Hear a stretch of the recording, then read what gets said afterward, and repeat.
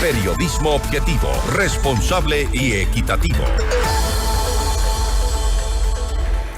El gobierno anunció la eliminación del subsidio a las gasolinas Extra y Ecopaís. Con esto el incremento será de 26 centavos por galón y la medida entrará a regir desde finales de junio. El costo final será de $2.72 por galón.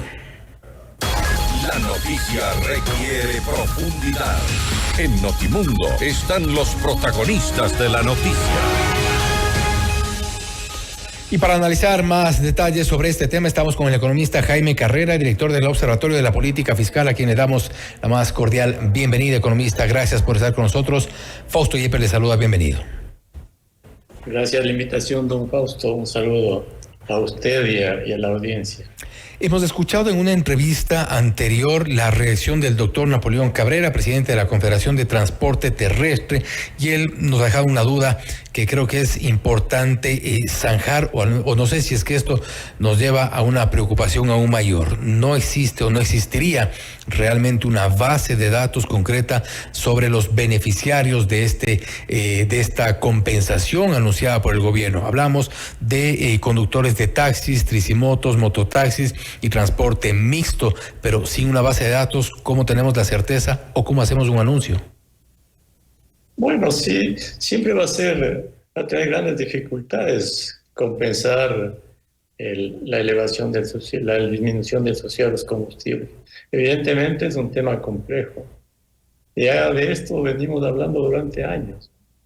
Se hablaba de focalización, de compensación o de subir los precios de manera generalizada y subir los sueldos y salarios de la población, que sería incluso la forma más idónea de evitar este tipo de compensaciones o focalizaciones. Pero el gobierno tiene que enfrentar este hecho y acordar con los diversos sectores la forma de compensación. No es tarea fácil, sí, es una tarea compleja. Pero más allá de lo que se pueda concretar en la compensación, lo importante del Ecuador, don Fausto, es que al reducir los subsidios a los combustibles, que de hecho es una parte pequeña de los subsidios totales, el Ecuador tiene que emprender una ruta de sostenibilidad fiscal, de reducción constante del déficit público y de encontrar en el tiempo cuentas públicas sostenibles que tienen efectos importantes en el crecimiento del país, en la atracción de inversiones, en la reducción del riesgo país del Ecuador y en último término en emprender una senda de sostenibilidad fiscal y de crecimiento de la economía. Ese es el valor fundamental al reducir los subsidios a los combustibles. Lamentablemente, durante muchas décadas, el núcleo fundamental de la sostenibilidad fiscal no está en el radar de los transportistas, de los políticos, de los trabajadores. Y siempre nos encontramos con los problemas de focalizar o de oposiciones dogmáticas a los subsidios. Entonces el Ecuador tiene que pensar de otra manera, pensar en los efectos importantes que tiene reducir el déficit público para bajar el riesgo país, para atraer inversiones y para que la economía crezca y se genere trabajo. Ese es el fin primordial de reducir los subsidios y es lo que deben entender políticos, trabajadores, empresarios, sectores sociales. Se encontrará la forma de compensar, habrá deficiencias, sí, pero en el camino tendrán que irse corrigiendo. Pero no hay que olvidar el fin primordial de una reducción de subsidios, ¿no? Ahora bien, el fin, hablando precisamente del fin primordial de la reducción de los subsidios, desde el mismo gobierno se ha anunciado que esta reducción de los subsidios, la eliminación de los subsidios, se destinará al aumento de beneficiarios del bono de desarrollo humano y el bono de desarrollo humano con componentes variables. Es decir, no se está quizá entendiendo el propósito de esta decisión que podría ser histórica, pero estamos incrementando también parte de este tipo de medidas que no tienen que ver con la inversión. Sí, es importante si hay alguna afectación para los sectores sociales. establecer las diversas compensaciones a través del aumento de los bonos o la cobertura en los sectores sociales. Este es un punto que está inscrito en el acuerdo con el Fondo Monetario Internacional que acaba de firmar el gobierno. Pero no es un tema realmente del Fondo Monetario, tanto la eliminación de subsidios como las compensaciones sociales. ¿Cuál es el tema fundamental del Ecuador, don Fausto? Es que no terminamos de comprender, ¿sí?, la fragilidad de las cuentas públicas, el gran desajuste fiscal y lo que el Ecuador debe hacer para corregir este desajuste en pro de encontrar estabilidad y hacer que la economía crezca. Vea usted que hasta el mes de mayo que acaba de concluir, a pesar de que el Estado obtuvo 2.200 millones de dólares de ingresos adicionales por la autorretención de impuestos a la renta, por el aumento del IVA, por los impuestos adicionales a las sociedades y a la banca, por una serie de medidas adicionales que el gobierno ha implementado. A pesar de eso, al mes de mayo, los ingresos apenas alcanzaron para pagar sueldos, para pagar los bonos de los pobres, para gastos mínimos en la cuestión operativa del Estado, para pagar la deuda pública, los intereses. Casi cero de inversión pública mayo. Y además hasta mayo, la acumulación de 1.500 millones de dólares en atrasos en este año. Eso le da la magnitud del problema fiscal y del desajuste fiscal que tiene el Ecuador. Reducir los subsidios, que se dice que en el año van a rendir alrededor de 500 millones de dólares, en medio año serían 250 millones de dólares, apenas contribuirá en algo a bajar el déficit público, que se espera hasta fin de año sea de unos 4.200 millones de dólares, cifra acordada entre el gobierno y el Fondo Monetario Internacional. Imagine usted que a pesar de todo lo que le acabo de mencionar, aumento del IVA, impuestos, ahora reducción de subsidios, a pesar de eso vamos a tener un déficit de 4.200 millones de dólares. Bueno, eso es lo que el Ecuador tiene que enfrentar y que es la esencia de los desajustes fiscales y de lo que hay que arreglar en el futuro. Pero esto no se entiende en el Ecuador. Tal vez nos entendamos pocos, algunos tecnócratas que revisamos las cifras.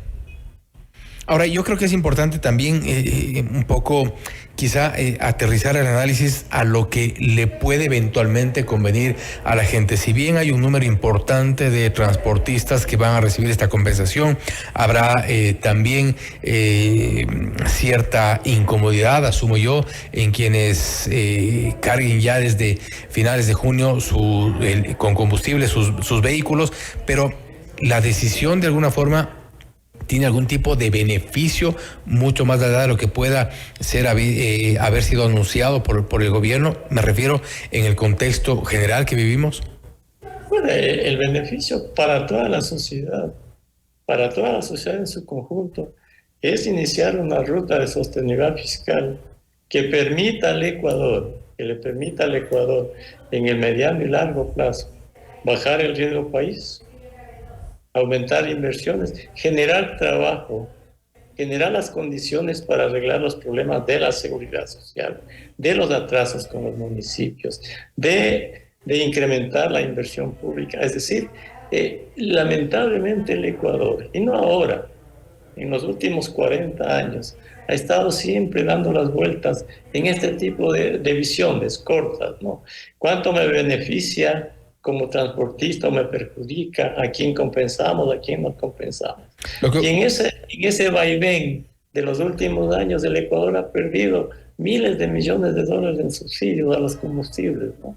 Y a lo que me refiero, economista. Los subsidios antes. Este sería otro país si hubiese reducido los subsidios. Y a lo que me refiero, economista, es, por ejemplo, si hablamos de la eliminación de los subsidios, por un lado la compensación a un sector del transporte, por otro lado beneficios para los beneficiarios del Bono de Desarrollo Humano, pero en cuanto a lo que tiene que ver, por ejemplo, con obra pública, con abastecimiento de medicinas para hospitales, con la recuperación de ciertos ciertos servicios y atenciones en los hospitales a nivel nacional, con la mejora de infraestructura vial, por ejemplo. Ese tipo de beneficios tendremos, serán visibles.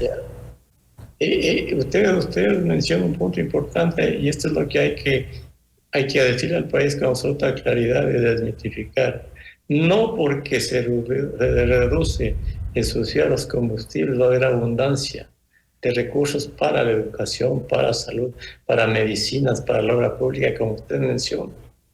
El problema fiscal es tan severo que aún con este subsidio los recursos son escasos, y dada la estructura inflexible del gasto, bueno, no se va a lograr mucho para los fines que usted menciona. Esta va a ser una tarea de mediano y largo plazo. Pensar que en el Ecuador vamos a arreglar los problemas fiscales y de la economía, reduciendo ya, como se está haciendo ahora, los subsidios a los combustibles, y va a haber inmensas cantidades de dinero para educación, para salud, para obras públicas, para darle a la seguridad social. No, eso es engañarse. Por eso es que es importante que toda la sociedad primero entienda cómo funcionan las cuentas públicas, cómo la situación actual de la economía y las cuentas públicas, para que en el futuro estos ajustes en el tiempo rindan los resultados que se espera para el progreso del país,